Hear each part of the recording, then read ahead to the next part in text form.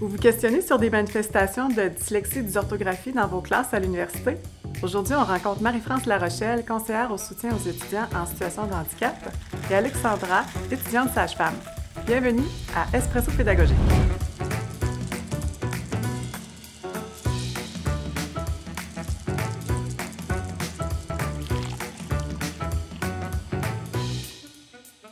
Alors, bonjour à vous deux. Bonjour. Bonjour. Alors, tu es Alexandra, tu es étudiante de première année en programme sage-femme. Oui. Et puis, on a Marie-France Larochelle avec nous, qui est au service aux étudiants, conseillère aux étudiants en situation de handicap. Aujourd'hui, on va parler de dyslexie. Oui. Alors, j'aimerais savoir, Alexandra, comment ça se manifeste, ta dyslexie, dysorthographie, dans ton parcours universitaire?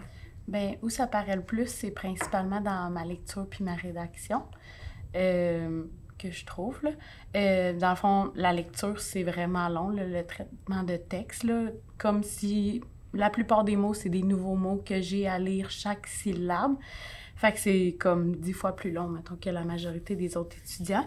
Puis des fois, comme juste d'avoir à décortiquer les mots, ça fait que je comprends pas nécessairement qu'est-ce que je lis, là. Fait que des fois, comme ça se passe en 2 temps.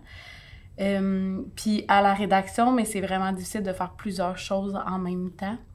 Fait que c'est ça. Fait que c'est comme rédiger aussi, c'est plus long puis c'est plus compliqué. Puis ben c'est sûr que les fautes d'orthographe sont vraiment plus intenses. Ouais.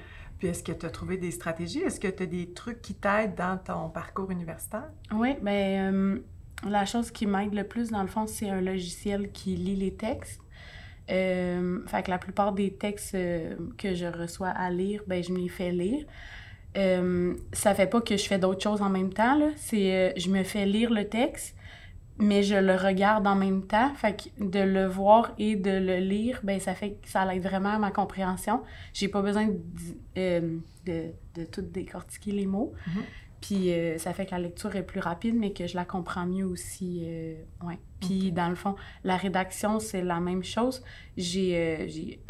C'est sûr que j'ai Antidote, là, que comme tout le monde connaît, mais Antidote sert comme principalement à m'aider à repérer, dans le fond, les erreurs que je fais, mais ça fait pas tout, parce qu'il y a bien des fois que c'est pas le bon mot, carrément.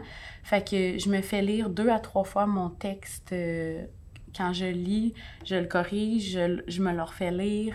Fait que faut que je passe plusieurs fois par comme la lecture avec un logiciel pour m'aider à comme être sûre que ben, la phrase se tienne, puis que ce soit les bons mots, puis que c'est ça. Fait que c'est ça. Puis j'ai appris à corriger avec Antidote. C'est pas tout de se faire donner Antidote, là. Ça, c'est ça, c'est apprendre à corriger avec, c'est une grande étape, là. Ouais. Mais moi, j'aimerais rebondir sur ce que Alexandra disait par rapport au processus d'écriture, hein, qui peut parfois être ardu.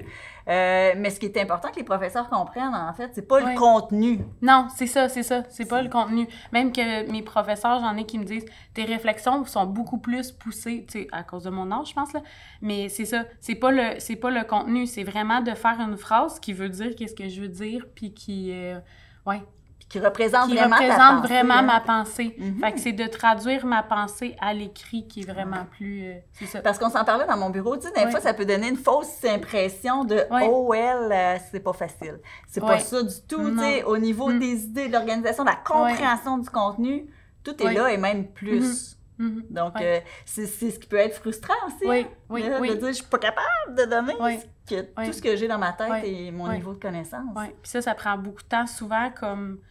je manque de temps par rapport au délai des professeurs parce que moi, admettons que j'ai des textes à lire pour comme faire mon travail, bien mes textes sont plus longs à lire, mais en plus, ça me prend beaucoup de temps comme fabriquer ma pensée qu'elle soit assez concrète pour que quand je l'écrive, ben ça soit plus comme réfléchir à l'écrit, mais que ce soit tout réfléchi dans ma tête, puis que j'ai juste à le rédiger dans le fond, là. Que j'ai juste à l'expliquer comme je te l'expliquerais, mais que la démarche est déjà toute réfléchie dans ma tête. Fait que ça prend du temps. Pour moi, juste réfléchir à ça, souvent c'est 2-3 semaines de plus, tu sais, que... Alors que souvent, mais le monde réfléchit en rédigeant, fait que ça va... Oui, c'est ça. Ouais. Sauf qu'au niveau de l'intégration, c'est sûrement plus puissant aussi. Ben, je pense que c'est pour ça. Oui, c'est ça. Ça a été mûri, réfléchi. Oui, il y a eu un processus qui est peut-être complexe, mais qui est là, qui est bien établi. Là. Oui. Oui. Puis est-ce que dans les stratégies pédagogiques de tes professeurs ou chargés de cours, est-ce qu'il y a des choses qui t'aident dans ce qu'ils font, dans leur façon d'enseigner? Oui, la technique la plus simple, je dirais, c'est de nous remettre les documents à lire de façon à ce que je puisse les lire avec ma synthèse vocale. Ce qui veut dire que c'est simple, là, c'est juste qu'il faut que je puisse sélectionner le texte. Puis il y a beaucoup de professeurs qui envoient des photocopies de documents ou des livres papier. Ça, je ne peux pas les lire. Fait que au cégep, je les lisais quand même, mais c'était comme 10 fois plus long. À l'université, je n'ai pas de temps. Fait que si c'est remis en photocopie, je survole, mais je les lis pas. Fait que je perds de l'information, mais je peux pas rentrer ça dans mon temps. Mais c'est ça, si les professeurs envoient en photocopie des photos ou juste des photocopies numériques, je peux pas les lire. Fait que ça, c'est vraiment quelque chose de comme simple, mais qui est vraiment important pour nous, que je puisse le lire avec la synthèse vocale. Ouais. OK, excellent. Ouais. C'est important que les enseignants le sachent, parce que c'est pas quelque chose qui demande beaucoup de temps, mais que pour toi, ça peut être très handicapant de ne pas l'avoir. C'est ça, c'est ça. Si on veut que tu sois ton plein potentiel... Oui, idéalement, je lirais toutes mes lectures, mais c'est ça. Ouais, ça fait partie des choix que j'ai faits. Ouais. Puis, je vais dire des choses en examen, là, mais comme les professeurs restent surpris quand je dis « je vais au service adapté », moi, principalement parce que je me fais lire les questions à l'ordinateur. Fait qu'ils sont comme « ah ouais ». Puis c'est comme moi, c'est la chose qui m'a le plus aidée parce que j'ai pas besoin d'avoir à lire. J'ai juste besoin d'avoir à comprendre la question. Puis je peux tout de suite écrire ce que j'ai comme réponse. Fait que moi, ça fait que je rentre presque dans les temps normaux, mais ça fait que j'ai pas à faire l'effort de lire en plus de faire l'effort d'un examen, là. Fait que ça fait que je termine vraiment moins fatiguée. Puis, une autre chose qu'un de mes super merveilleux profs a fait, c'est que c'était un examen à l'oral. Ah! Oui. Puis ça, je considère que comme il a atteint toutes les sortes de neurotypiques. Dans le sens que là, il nous posait des questions, puis s'il voyait qu'on comprenait juste pas la question, il nous la reposait différemment. Je pense que lui, il est neuroatypique. Fait que ça faisait vraiment une grosse différence. Fait que l'examen était comme 10 minutes avec le prof par Zoom. Tout le monde a capoté quand il a dit ça dans la classe. C'est comme non, c'est ultra gênant, puis tout. Mais c'est là qu'on a le plus tout le monde performé parce que c'était juste d'expliquer ta compréhension, puis il pouvait renchérir pour que tu puisses... Fait que ça, c'est sûr que comme dans un monde idéal, les examens seraient à l'oral, c'est une méga différence, vraiment, vraiment. Oui. C'est génial parce que on dit que la dyslexie dysorthographie, c'est un trouble du langage écrit. Oui, mais c'est ça. En fait, toi, tu as ta question à l'oral, tu réponds à l'oral. Au lieu d'avoir une question à l'écrit et que tu réponds à l'écrit, toutes tes connaissances, tu les as dans ta tête, que tu fais juste aller témoigner de ce que tu as appris. Oui, j'ai pas besoin d'avoir à lire la question, j'ai pas besoin de moi l'écrire comme... Puis comme professeur, ça permet de voir si tu as atteint la compétence. Ben c'est ça, il voit vraiment si j'ai pas juste comme... gavé, appris par cœur, puis je fais juste recracher. Il voit que comme je le réfléchis, puis il nous le faisait parler comme si on parlait aux parents, parce que c'est principalement ça qu'on va faire, nous.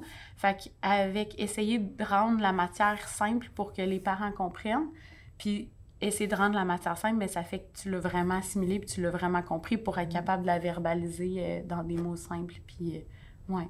Fait que ça, c'est sûr que c'est dans un monde d'IA. Je sais que c'est pas tous les profs et tous les cours qui s'adaptent à ça, mais ça, c'est un point important que je Parce que c'était mon prochain point.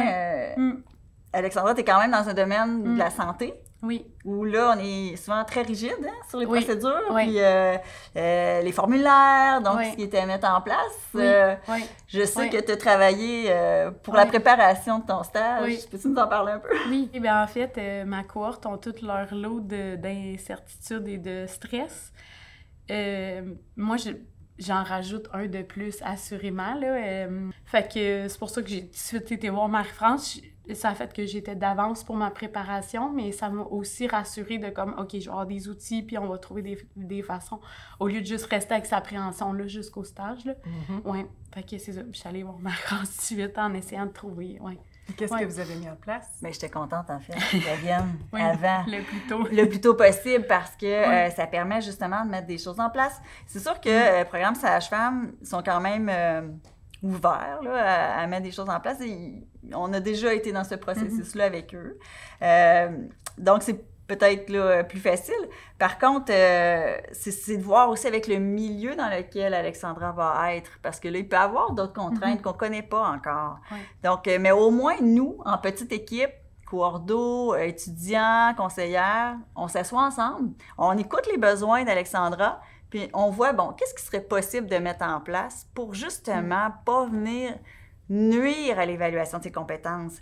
Parce qu'on l'a senti pour Alexandra, c'est quand même émotif de dire OK, vous allez peut-être me sanctionner, mais au fond, hein, au niveau des compétences d'être une professionnelle, une excellente professionnelle, d'être capable de faire les gestes professionnels, elle elle a tout ce qu'il faut. Fait que, donnez-moi au moins la chance de pouvoir pallier à cette difficulté-là pour démontrer que je suis capable d'atteindre les compétences. Oui. C'était ça qui était important. Puis peu importe le diagnostic, c'est ce qu'on tente de faire. Là. Je trouve ça tellement important d'entendre ça. Vraiment? Parce que tu as choisi, je pense que tu as fait un retour aux études, si je ne me trompe pas. Oui, je suis rentrée au cégep à 30 ans. Bon, ben, c'est un retour aux études, donc tu as vraiment fait le choix de reprendre ton parcours académique pour aller où est-ce que tu veux aller. Puis je suis convaincue que tu vas faire une très bonne sage-femme. Alors, pourquoi se borner à un trouble d'apprentissage? Oui. Alors, moi, je suis très contente que tu puisses continuer ton cheminement, puis la tête haute avec le sourire comme ça. Je trouve ça merveilleux de voir ça. Oui. Puis je pense qu'Alexandra était contente de venir, hein? Oui, ça m'avait vraiment fait du bien. Oui. Je veux dire là, que les gens sont pas tout seuls, hein? Oui, puis que ça se peut, là. En fait, moi, j'avais pas été diagnostiquée avant, puis je pensais que c'était pas possible, là. Fait que je pensais que c'était pas possible pour moi d'aller au cégep, encore moins d'aller à l'université. Fait que je trouve ça le fun de, comme... J'aime ça le dire puis de le mentionner. Je suis dyslexique, dysorthographique, puis comme... J'arrive à avoir des bonnes notes, puis j'arrive à comme... Puis c'est ça, je vais être capable de faire le même travail que les autres. C'est juste que c'est ça, ça prend des petites mesures pour m'aider à pallier mes difficultés. J'aime dire tous les chemins mènent à Rome. Oui. Il est juste un peu plus long. Oui, absolument.